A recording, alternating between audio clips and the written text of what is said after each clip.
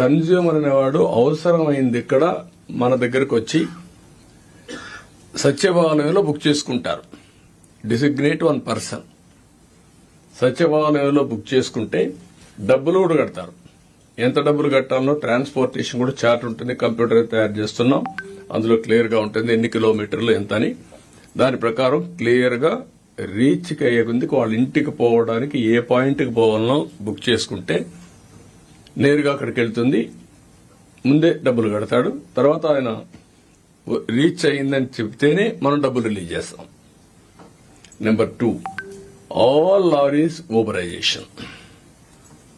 Principal is very clear. ఈరోజు మీరు చూస్తున్నారు, ఇక్కడ ఆటోలు ఉన్నాయి, రైల్వే స్టేషన్లో ట్రైన్ వచ్చింది, వరుసగా ఆటోలు వస్తూ ఉంటాయి, ట్యాక్సీలు వస్తాయి. ఫస్ట్ కమ్ ఫస్ట్ సర్వ్, ఎక్కడికి పోవాలనో అకార్డింగ్ టు డిస్టెన్స్ రేట్లన్నీ డిసైడ్ అయిపోతాయి, పే చేస్తారు, వెళ్ళిపోతున్నారు.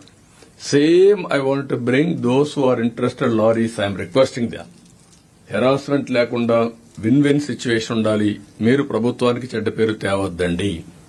మమ్మల్ని ఇబ్బందులో పెట్టి మీరు ఇబ్బందుల్లో పడద్దండి.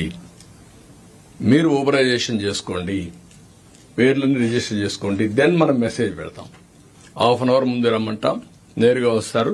శాండ్ ఉంది, నేరుగా లోడ్ చేస్తాం, ఎక్కడ పోవాలని చెప్తాం, వెళ్తారు. వాళ్ళు కూడా ముందే అవన్నీ కూడా ఆప్షన్స్ అన్ని బుక్ చేసుకుందాం. వాళ్ళకి పలానా దగ్గర నేను పోనంటే ఆయన చాయిస్, పోయే వాళ్ళకి మనం ఇస్తాం. ఏది కూడా స్టాండర్డైజేషన్ చేస్తాం. రేట్లన్నీ స్టాండర్డైజేషన్ ప్రకారం ఎవరైతే విల్లింగ్ ఉంటారో అవన్నీ ట్రాన్స్పరెంట్ గా పెట్టేస్తాం. ఇవన్నీ బుక్ చేసిన తర్వాత 1 Uberisation of transport.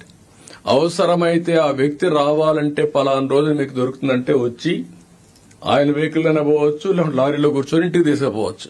We don't have any objection. Check చేసుకోమనండి. ఎక్కడైతే బిగినింగ్ పాయింట్ ఉందో, ఒక లారీ తీసుకున్నాడు 10 tons, నేను వస్తానంటాడు రండి, బస్ లారీలెక్కి వెళ్ళిపోతాడు, లేదంటే ఆయన ఓన్ వెహికల్ ఉంటే వెళ్తాడు. బట్ ఎట్టి పరిస్థితుల్లో దీన్ని మాత్రం ఈ 3 కాంపోనెంట్ ఎక్స్లవేషన్ number 1, booking at Sachivalayam number 2, number 3 ఏదైతే లారీస్ ఊబరైజేషన్, ఈ 3 కంప్యూటరైజ్ చేస్తాం.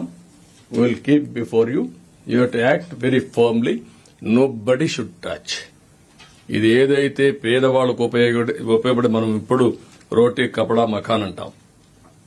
ఆహారం, దుస్తులు, ఇల్లు, ఇది ఇంటికి కావాల్సిన ఇసుక. అది కాకుండా it is the right of the common man. Nature లో వచ్చిన ఇసుకని కొంతమంది ఇష్టానుసారంగా చేయడం చాలా దుర్మార్గం.